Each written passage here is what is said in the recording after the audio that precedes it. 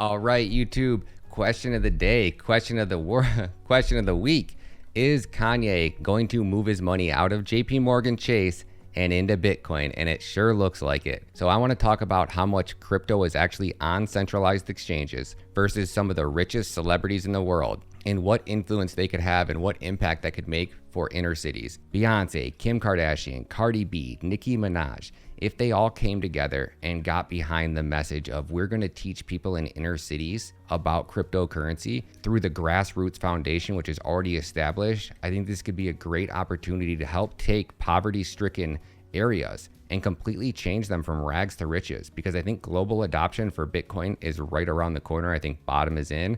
I think every day the richest and most wealthiest people in the world try to discredit Bitcoin and do everything that they can to keep control of their fiat Ponzi scheme. And I think that the general public's waking up very, very quick. Ready? Let's dive deep. So Kanye West was rocking a Satoshi hat, but gets kicked out of JP Morgan Chase. Controversial rapper and producer Ye, formerly known as Kanye West, was spotted outside a branch of JP Morgan wearing a Satoshi Nakamoto hat. The hip-hop artist has officially cut ties with JP Morgan, which gave Yeezy LLC and Ye until November 21st of 2022 to transfer his funds elsewhere. The event comes just days after Ye's rampage on Twitter, in which he made a series of anti-Semitic comments threatening that he would go, I don't want to read it. The popular American rapper was urged to reconsider his use of the platform by users and was subsequently banned from Twitter and Instagram simultaneously. As a result of the tirade, broadcaster Fox News made the decision to scrap its plans to feature Ye, which I don't understand because that he was on Fox News on Tucker Carlson.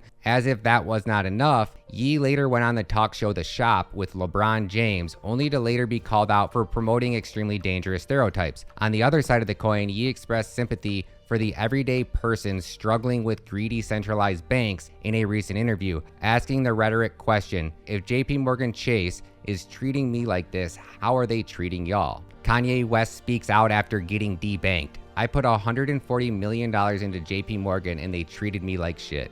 So if JP Morgan Chase is treating me like this, how have they been treating the rest of y'all? Critic recognition points to Bitcoin BTC.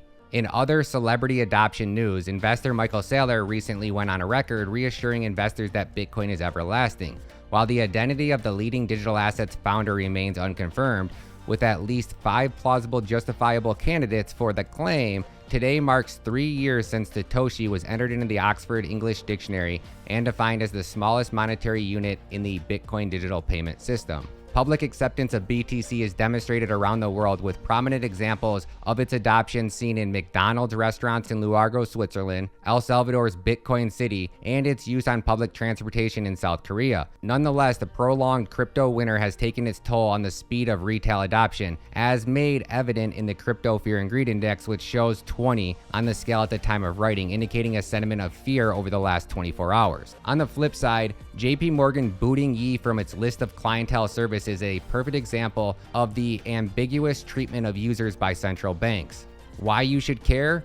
With best-selling artists of the music industry showing support for BTC, the likelihood of its inclusion in pop culture is on the rise. Now let's talk about how much money the wealthiest celebrities have versus the little amount of Bitcoin that is actually sitting on centralized exchanges right now. That's the only Bitcoin you can buy, unless you're planning to buy big over the counter. If you want to buy it on exchange, there is such a small amount of Bitcoin on exchanges right now, it blows my mind. If we swing over to coinglass.com, we can actually see the exact amount of Bitcoin that is on every centralized exchange.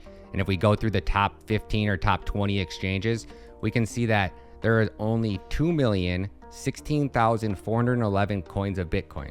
That's it. Only 2 million coins of Bitcoin on centralized exchanges. So Kanye West has $140 million that he had in Chase Bank. Kanye West could take 7,000, just 7,000 Bitcoin off the centralized exchanges. That's just Kanye with a fraction of his net worth. So on top of that 140 million, let's say Kanye West, somebody with $2 billion, wanted to remove all of his currency from central banks. Let's say he just wanted to put $1 billion into Bitcoin. If Kanye wanted to take his net worth and put half of it into Bitcoin, you're talking about 50,000 Bitcoin just for Kanye. Now, if Jay-Z, 1.3 billion. Dr. Dre, 800 million. Kim Kardashian, 1.8 billion. Cardi B, 40 million. Now, if we swing over to Cointelegraph, grassroots initiatives are bringing Bitcoin education to communities across America. Bitcoin is becoming one of the biggest buzzwords in the world. Data from July 2021 survey conducted by analysis firm Exploding Topics found that roughly 1,700 American adults, or 89% of participants, had heard about Bitcoin. A recent survey from cryptocurrency platform Paxful also found that 95% of women out of the 1,555 females polled in the United States were familiar with Bitcoin. Bitcoin in low-income American communities. In order to bring crypto education to those who need it the most, grassroots initiatives are launching throughout the U.S. that target disenfranchised communities. For example, Naja Roberts, CEO of Crypto Blockchain Plug,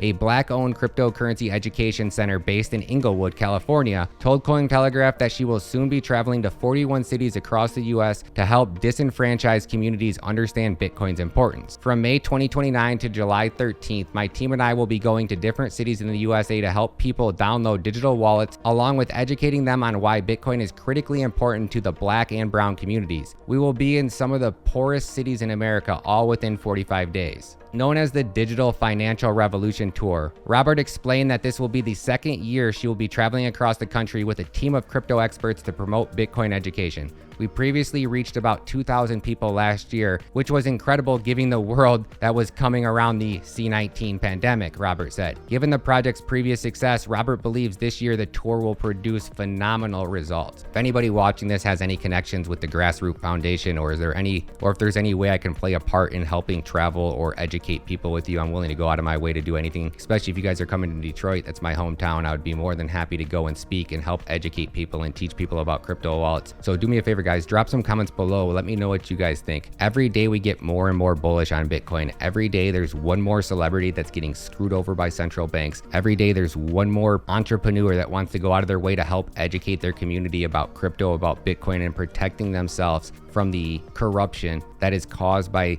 central banks and their ability to print money. These unelected bureaucrats, central bankers are unelected government officials that control and dictate the wealth of a nation. Pretty crazy. Drop some comments below. Love you guys.